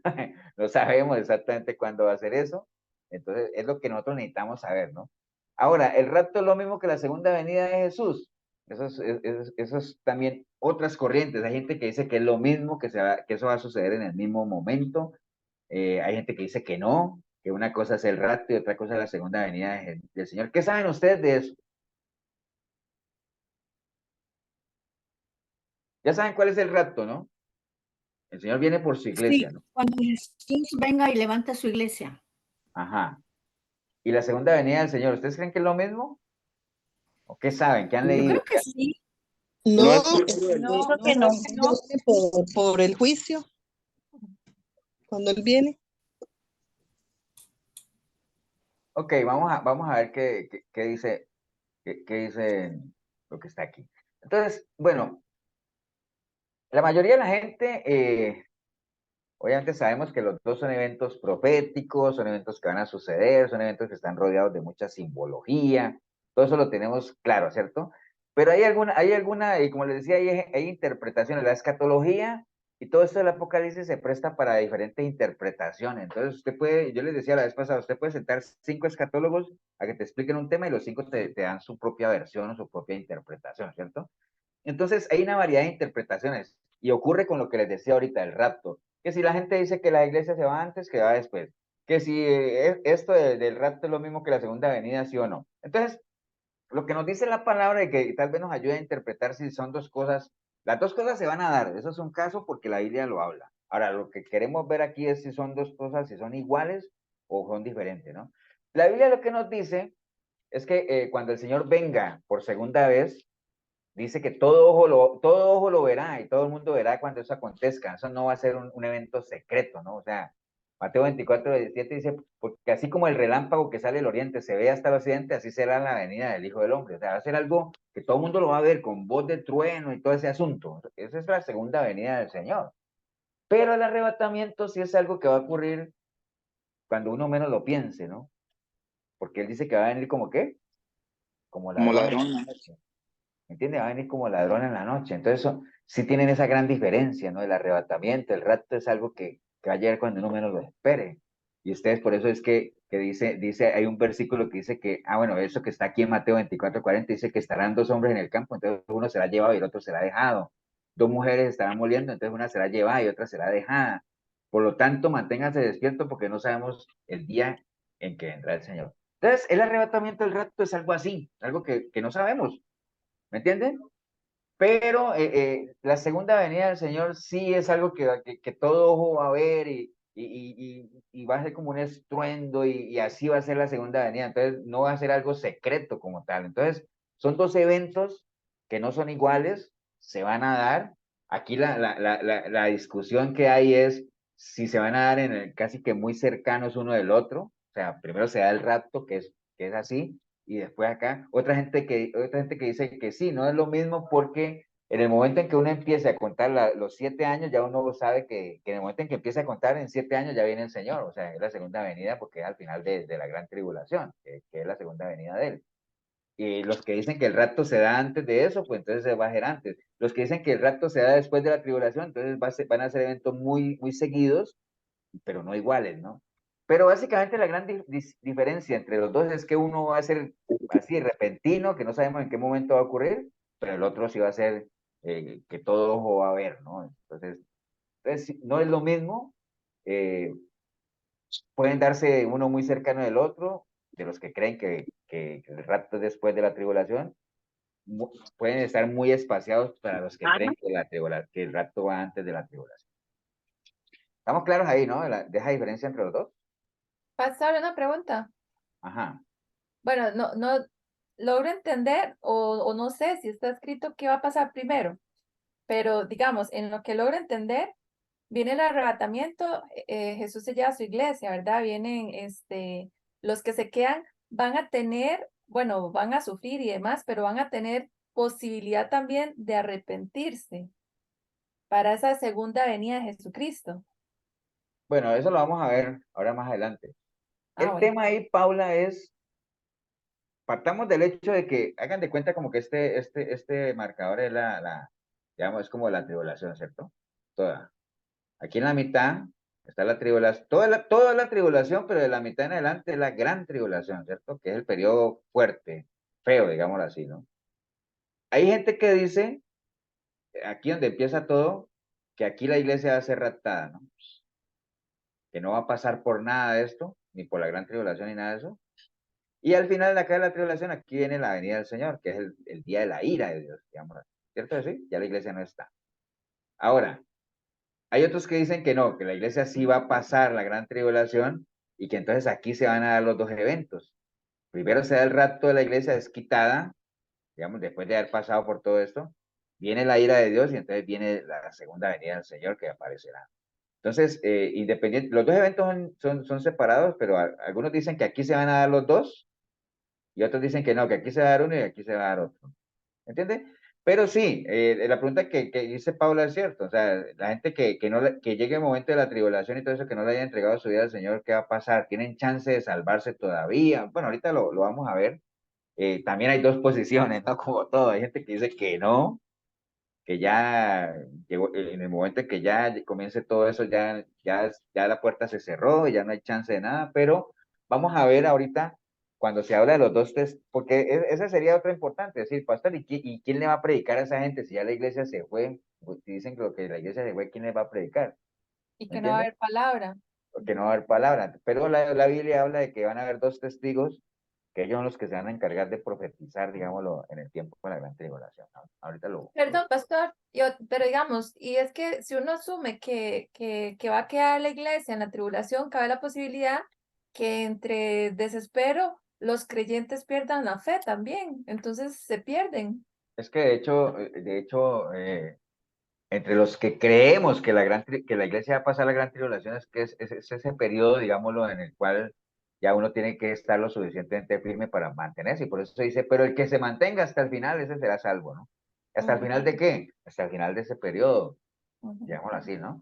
Porque sí, hay muchos que van a apostatar. Ahí cuando habla de que muchos apostatarán de la fe, es precisamente en ese periodo de que muchos, ahorita muchos están apostatando, pero va a llegar ese momento en que la presión va a ser tanta que muchos van a apostatar de la fe. Algunos otros no, van a estar dispuestos a morir defendiendo su fe, y esos son los que también se habla ya en el libro de Apocalipsis de aquellos que mantuvieron sus vestiduras blancas y todo eso bueno, es que hay una cantidad de información ahí que lograron pasar el periodo de la tribulación victoriosos, ¿no?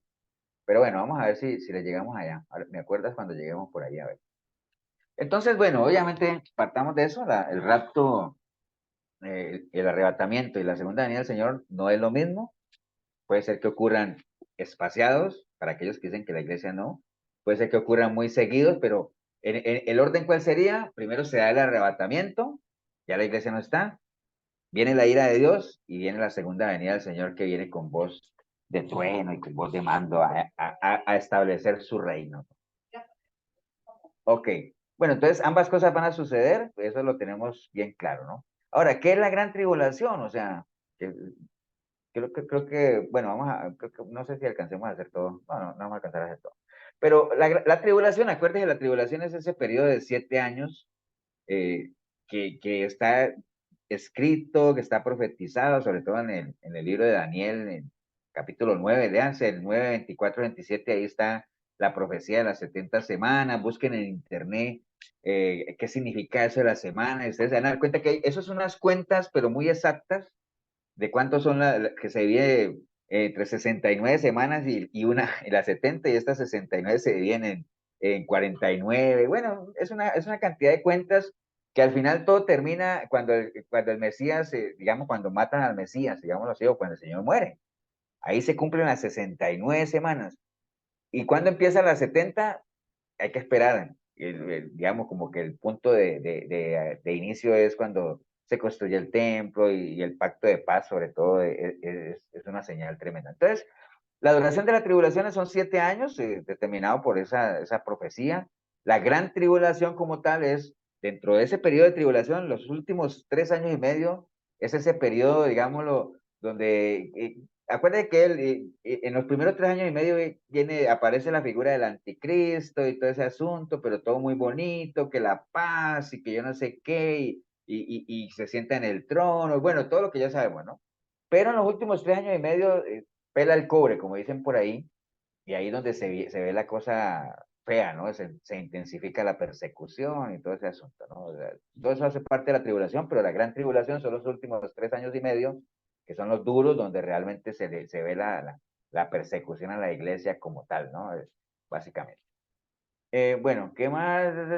Bueno, porque el Señor lo mencionó en Mateo 24, dice que habrá entonces gran tribulación, la cual lo que hablamos ahorita es algo que nunca se había visto, y que nunca se va a volver a ver, pero de que la va a ver, y por eso habla de que en esos tiempos los días van a ser acortados, digámoslo así, precisamente pensando en los justos, porque si no fueran acortados, nadie se salvaría, ¿no? Entonces, por eso es que ahorita que habla de los días acortados, hay mucha gente que cree que porque yo les contaba hace 8 días, ¿no? Que dice, uy, es que ahorita ya el tiempo no me dura nada, yo me voy por la mañana a trabajar y cuando menos pienso ya llega en la noche. Es que la Biblia dice que los días van a ser acortados. No está hablando de esto, ¿no? Está hablando de la gran tribulación. Ahorita lo que pasa es que uno con tanto acelere el día se le va volando, pero no, está hablando de la gran tribulación como tal. ¿Cómo van a ser acortados? No lo sé. O sea, mira, pastor, y es que un día va a durar 20 horas, no sé, pero que la Biblia dice que van a ser acortados, van a ser acortados.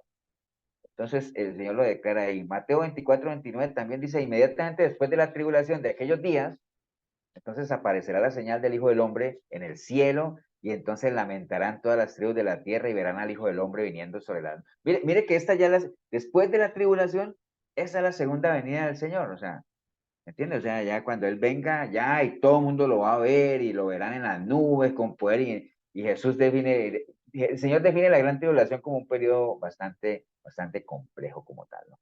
Ahora, esto que decía Paula, ¿habrá una segunda oportunidad de salvación para después del arrebatamiento?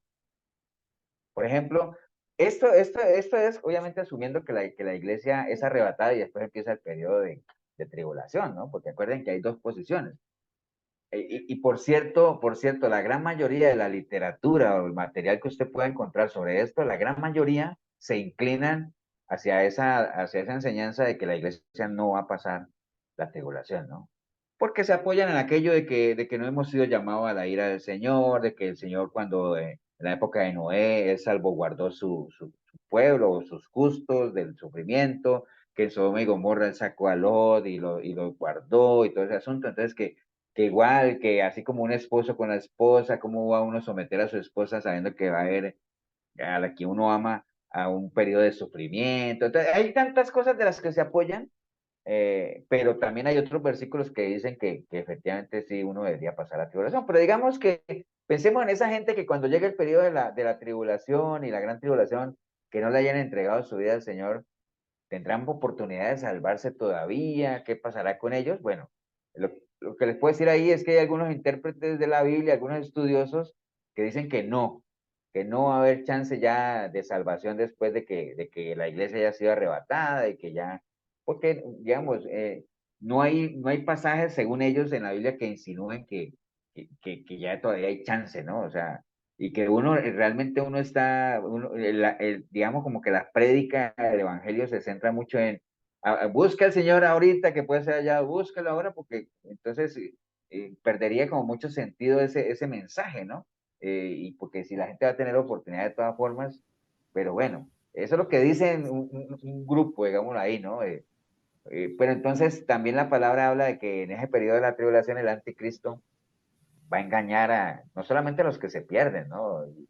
Porque dice que Dios mismo le va a conceder ciertas capacidades de que pueda confirmar la incredulidad de aquella gente que llegue a ese periodo sin creer, ¿no? A pesar de todo lo que ven, ¿no?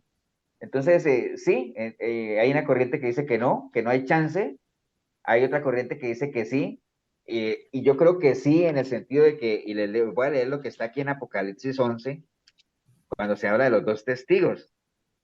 Entonces dice, por ejemplo, bueno, dice 11:3, dice, y daré mis dos testigos que profeticen por 1270 días vestidos de silicio. Yo hice la multiplicación de 1200, porque él dice, daré mis dos testigos que profeticen. Acuérdense lo que es profetizar, ¿no? Por 1270 días. Si ustedes son 1270 días, los dividen en 30 y después los divide en 12, le da 3.5 años. O sea, exacto, o sea, ¿me entiendes? 3.5 años, o sea, que son dos personas que van a estar, yo no sé si sean dos, ¿no? O es un símbolo, pero que va a haber gente predicando en esos 3.5 años de la gran tribulación, lo va a ver. Dice, y estos testigos son dos olivos, lo describe ahí, y dice, si alguno quiere dañarlos, sale fuego de la boca de ellos y devora a sus enemigos, y si alguno quiere hacerles daño, debe morir él de la misma manera. Estos tienen poder para cerrar el cielo a fin de que no llueva en los días de su profecía, y tienen poder sobre las aguas para convertirlas en sangre y para herir la tierra con toda plaga cuantas veces quieran. Cuando hayan acabado su testimonio, es decir, cuando hayan hecho lo que tenían que hacer, la bestia que sube del abismo hará guerra contra ellos y los vencerá y los matará. Y entonces más adelante dice, y los moradores de la tierra se regocijarán sobre ellos y se alegrarán y se enviarán regalos unos a otros, porque estos dos profetas, entonces ya sabemos que los dos testigos son dos profetas, habían atormentado a los moradores de la tierra, ¿no? Entonces, no faltará que la gente que aún en ese entonces, viviendo lo que estén viviendo, venga alguien a hablarles todavía de la posibilidad de salvarse y la gente los aborrezca, como siempre. Pastor, ¿podría aplicar ahí donde dice que él no queriendo que nadie perezca? Es que la intencionalidad de Dios, como lo hablamos en estos días, esa es la voluntad de Él, o sea, la intencionalidad de Él como tal es que ojalá nadie se pierda, ¿entiendes? Pero también hay que entender que la única forma de que nadie se pierda es que la gente se arrepienta y acepten a Cristo, que eso ya es una decisión personal, ¿no? O sea, que por eso es que hay tanta controversia con los famosos calvinistas donde dicen que no, que ya Dios tiene establecido los que se van a salvar y los que no, y, ¿me entiendes? Entonces, imagínate esto, ¿no? Si ya los que se van a salvar, ¿para qué va a mandar Dios a dos testigos allá que lo maten y todo eso a profetizarle a la gente? ¿Para qué? Si ya no, ya los que se van a salvar ya están en la lista. Es que, bueno, ni nos metamos con eso los calvinistas, porque entonces, pero bueno, básicamente a la pregunta que decía Paula es si habrá oportunidad de salvación en ese periodo de la tribulación y la gran tribulación. Igual hay dos corrientes, algunos dicen que no, que ya eso se cerró, que si no acuérdese de la historia, como dice ahí, de las 10 vírgenes, que unas se quedaron afuera y que cuando le dijeron ahora no, ya dijo, no, no, no, no, ya la puerta se cerró, ya no van a decir nada aquí, ¿me entiendes? Entonces, que no, que ya se cerró el asunto, pero hay otros que dicen que no, que sí va a haber chance. Leímos ahí de los famosos dos testigos que van a estar allá. Entonces, están las dos corrientes. Yo creería que sí hay posibilidades, así como hay posibilidades de que los que estén en el Señor apostaten, también va a haber posibilidades de que lo que uno están puedan entregarle su vida al Señor y puedan recomponer su senda. Inclusive, Paula y el resto, hay otras, es que eso es tanta información. Hay otros que dicen que en ese periodo debe ser el chance para que el pueblo de Israel, realmente los judíos que no han aceptado al Mesías, lo reciban, ¿no? Lo entreguen a él. Digamos, vuelquen su mirada a él y que realmente el pueblo pueda otra vez, por lo menos, salvarse, ¿no? En ese entonces. Porque acuerden que por más judíos que sean y todo eso, si no reciben a Cristo, nada que ver, ¿no? O sea, si no reciben a Cristo, nada que ver, porque para los judíos era muy fácil, ¿no? Acuérdate que acuérdate cuando el joven rico le llegó al Señor, ¿qué tengo que hacer para ser salvo? Y dice, cumple los mandamientos. Y dice, no, hombre, eso ya desde niño, porque es parte de es su formación, ¿no? Es por obra. Ellos le han enseñado que nada más lea las instrucciones y obedezca eso. No, pero es que no es por eso, hay que recibir a Cristo, ¿no? Y entonces ese es el problema con ellos. Y recuerden también la famosa frase aquella, que muchos van a llegar allá a decirle, Señor, Señor, pero en tu nombre hicimos tantas cosas. No, lo que realmente le da la salvación a uno es que uno le entrega su vida al Señor, básicamente. Y cuando habla en el capítulo también 24 de Mateo, habla de que van a engañar a los escogidos inclusive, ¿no? O sea, ¿de qué escogido está hablando? Obviamente de gente que llegue en ese momento justa, ¿no? O sea, que le haya entregado su vida al Señor, que uno a veces lo asocia con que a las iglesias va a llegar gente a hacer desviar a las que están ahí, pero es que en ese entonces también el anticristo es parte de su misión, ¿no? Engañar a los escogidos como tal, ¿no?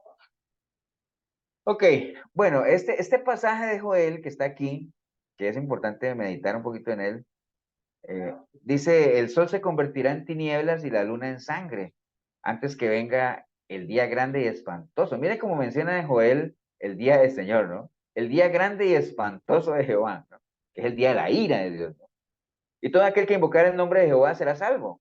Entonces, mire que sí está hablando lo que hablábamos, Paula, de que cuando llegue ese día, todo aquel que invocar el nombre de Jehová será salvo. O sea, hay chance, porque en el monte de Sión y en Jerusalén habrá salvación, como ha dicho Jehová, y entre el remanente al cual él habrá llamado, ¿no? Entonces, hay algunos versículos que lo pueden guiar a uno, ¿no? Vamos a dejar esto del trigo y la cizaña para después, para no embotarnos mucho. Lo terminamos nada más. Quería yo que lo desarrolláramos porque eh, es una parábola que tiene que ver mucho con el fin de los tiempos, ¿no? Si quieren, nada más tomen nota para que la lean, nada más para que la mastiquen. Es algo que ya lo hemos visto varias veces, pero lo más valioso no es la parábola en sí, sino la interpretación que el Señor hizo de la parábola. Eso es lo valioso. Todo es valioso, ¿no? Pero la interpretación. Acuerden que no todas las parábolas el Señor las explicaba, ¿no? ¿Qué otra parábola se acuerdan que el Señor la explicó?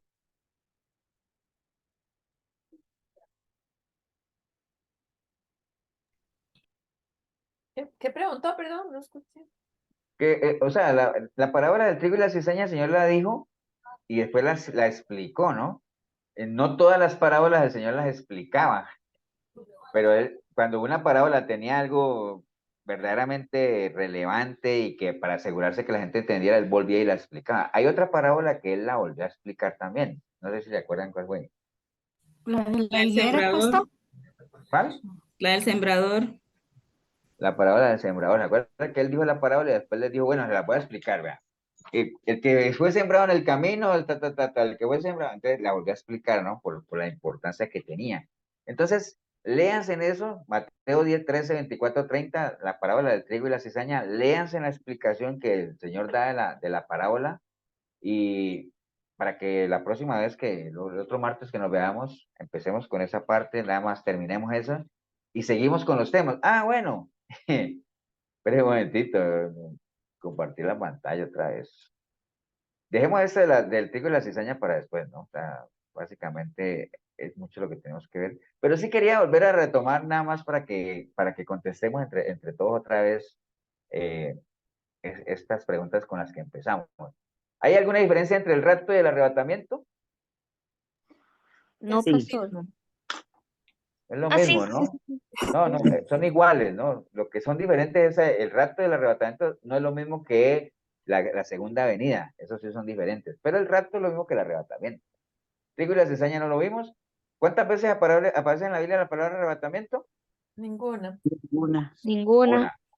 Dice, el rapto es lo mismo que la segunda venida del Señor, ya lo contestamos. No es lo mismo, son eventos separados. El rapto es algo que va a ocurrir sin que menos lo pensemos. La segunda venida del Señor es algo público, que todo ojo va a ver y todo el asunto. ¿Cuál es el orden? Primero se va a dar el rapto, viene la ira de Dios, viene la segunda venida del Señor. ¿Quiénes tienen participación en el arrebatamiento? Los La que creen. iglesia, los que recibieron en vida a Cristo. Después. Iglesia. Los que hayan muerto y hayan recibido a Cristo como su Salvador antes de morir, y los que estén vivos en ese entonces, que también hayan recibido a Cristo. Básicamente el haber recibido a Cristo es la clave, ¿no? ¿Cómo será el cuerpo con el cual resucitarán los muertos? ¿Será un cuerpo qué? Glorificado. Glorificado. Glorificado, será transformado como tal. ¿Por qué tiene que ser glorificado? Porque acuérdense que nada impuro, nada de esto es apto para ver la gloria de Dios. Entonces, por eso vamos a tener un cuerpo semejante a los ángeles, ¿no? A ese nivel, ¿no? ¿Quiénes son las personas que ya no serán arrebatadas ni resucitadas? Bueno, el complemento, todo aquel que haya rechazado a Cristo. Acuérdense que el que en mí cree no es condenado, pero el que no cree ya fue condenado. Después del rapto habrá posibilidades de que los que se queden se salven. Hay dos corrientes, hay unos que dicen que no, o sea, no hay chance, ya busca al Señor mientras pueda hallarlo y después se cerró el asunto. Pero hay otras corrientes que dicen que sí va a haber chance. Ahí leímos algunos versículos cuando dice que cuando venga el día espantoso de Jehová, todo aquel que clame el nombre del Señor será salvo. Entonces hay chance. Vimos que hay dos testigos que van a ir a profetizar en esos 3.5 años y entonces ellos si van a profetizar es porque van a llevar el mensaje de la palabra, van a todavía darle chance a la gente, al final lo van a matar, pero bueno, como siempre, ¿no? Pero bueno. Y dentro de 8 días arrancamos con el asunto del trigo y la cizaña y vamos a desarrollar estos dos temas, ¿no? Si la iglesia pasa o no pasa. ¿Qué dicen los que dicen que sí pasa? ¿Qué dicen los que dicen que no pasa? ¿Cuáles son los argumentos, ¿no? Para que nosotros pesemos y nosotros, de entrada, ustedes saben que la recomendación es prepárense como si fuéramos a pasar, ¿no? Viendo todo eso, todo lo que nos viene, pues yo creería, espero que cuando todo eso pase ya yo esté arriba, como dice Mari, en la boda del Cordero en la sesión de postres. Bien, no sé si tienen algo más que aportar, algo que preguntar.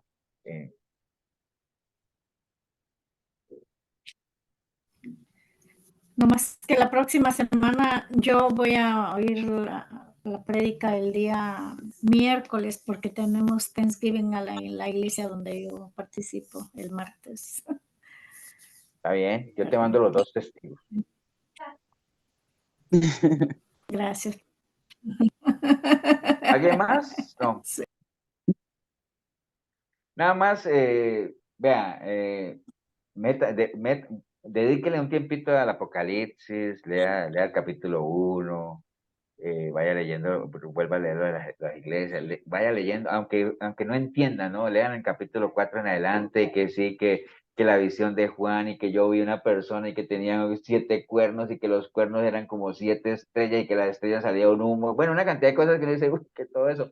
Pero léanlo, o sea, y usted se va a dar cuenta que usted lee el capítulo 4 de Apocalipsis y entonces cuando comienzan a revelar, a hacerle la revelación a Juan y entonces que vienen los 7 y que comienzan a abrir los sellos y entonces usted comienza como a meterse en la historia y decir, uy, pero entonces yo, por ejemplo, yo decía, es que abrieron el primer sello y que mandó sobre la tierra y entonces murió la tercera parte de los hombres y después el otro sello y murió otra tercera parte y uy, entonces ¿qué van a quedar? No van a quedar nada aquí. Entonces, eso ¿por qué? No es para que uno le dé miedo, sino para que uno diga, uy, realmente es algo tremendo, o sea, ¿me entiendes? O sea, no es jugando. Las cosas de Dios no es jugando, hay que tomarlas en serio.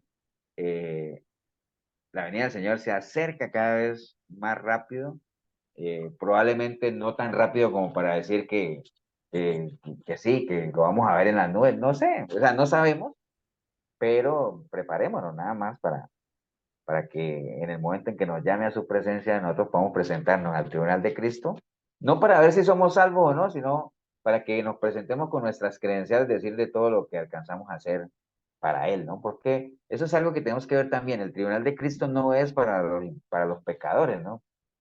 El tribunal de Cristo es para los creyentes. Los pecadores, ¿para dónde se van? Para el trono blanco, ¿no? Allá donde lo buscan a uno en el libro de la vida, que allá, y que no esté escrito ahí sí, bailas, como decimos en Colombia, ¿no? O sea, pero bueno, vamos Y a lo de la, orar. pastor, y ¿Perdón? también usted dijo que leyéramos lo de la parábola del sembrador, ¿verdad? También, o sea, que estuviéramos, o sea, que la analizáramos. No, el trigo y la cizaña, ¿no? Perdón, el trigo y la cizaña. Gracias. También es el sembrador también. Bueno, el trigo y la cizaña, vayan leyendo ahí Apocalipsis poco a poco y no se asusten con todo eso que lean ahí, sino que a ustedes les va a pasar y comienzan a abrir los sellos y decir, bueno, ¿qué dice el otro sello? Vamos a ver, y no importa que no entienda uno nada, pero uno se va metiendo, se va conectando ahí. Bueno, vamos a orar, vamos a darle gracias a Dios. Regálanos, Elsa, una oración ahí para ir. Sí, pastor. Amante Padre Dios, gracias Señor por esta enseñanza que recibimos hoy a través de tu siervo, Señor. Gracias, bendito Padre, por todo este grupo que estuvo reunido y de esta manera podemos aprender cada día más, Señor, a conocer de tu palabra, a enseñarnos, Señor, lo que tú quieres que nosotros sepamos, Padre Santo, qué es lo que nos espera, Padre Santo, si no seguimos, Señor, tus mandamientos, tus ordenanzas, Señor. Eso es lo que nos va a esperar, Señor, no estar listos para cuando tú vengas, Señor, a arrebatar a tu iglesia, Padre Santo. Ayúdanos, Padre bendito, a entender cada día mejor tus propósitos, Señor, a través de tus siervos, Padre bendito, amado. Gracias, Señor, bendito por esta palabra que nos da, Señor, y gracias por el entendimiento, Padre Santo, que nos da, Señor, para poder discernir, Señor, lo bueno de lo malo, Padre Santo, y nosotros poder seguir en lo bueno, Señor, obedeciendo tu santa palabra, Padre Santo. Bendice a los pastores, a su familia, Señor, a todo el grupo presente y a sus familias también, Señor. Si hay algún enfermito, Señor, por favor, dale sanidad, Padre Santo. En el nombre de tu Hijo amado Jesús, Señor, pongo este servicio de esta noche, Señor, en tus manos. Gracias, Padre Santo, en el nombre de tu Hijo amado Jesús, Señor. Amén. Amén. Amén.